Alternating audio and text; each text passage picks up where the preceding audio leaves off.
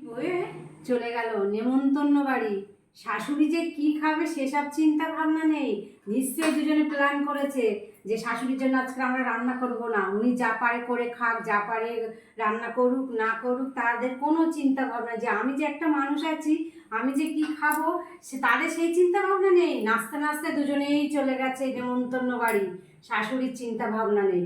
আমিও তেমনি, আমি ভেবেছি কি আমি রান্না করে খাবো, আমারও মা আছে, আমারও মা ডেকেছে কালীঘাটের মা, আমিও কালীঘাট থেকে প্রসাদ নিয়ে চলে এসেছি। ওরা ভাবলে কি আমি রান্না করব, রান্না করে খাবো, অত সোজা নয়, অত সহজ নয় যে আমি রান্না করব।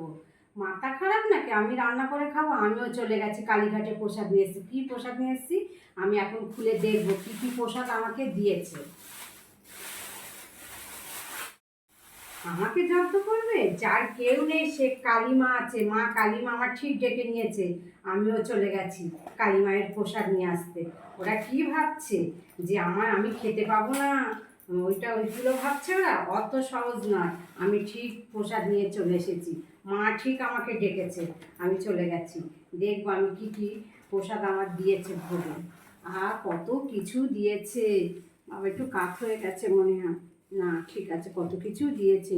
এটা পায়েস দিয়েছে, আর এটা আছে পটল আলুর তরকারি, এটা আবার আছে খাসির মাংস আছে, আলু ভাজা, ও বাবা অনেক কিছু দিয়েছে, মাছ ভাজা আছে, আবার এটা আছে শুক্তো, আর এটা ডাল। বাবা এত কিছু ভোগ দিয়েছে মা কালীমা আমাকে, কত কিছু ভোগ দিয়েছে। এইগুলো যদি আমি বাড়িতে রান্না করতাম আমার সারা দিন লাগতো। আমার কালীমা আছে, রাখে হরি মা রেখে, আমি হচ্ছি শাশুড়ি মা, আমাকে বৌমারা জব্দ করবে? ওরা ভাবলো কি করে যে আমাকে জব্দ করবে?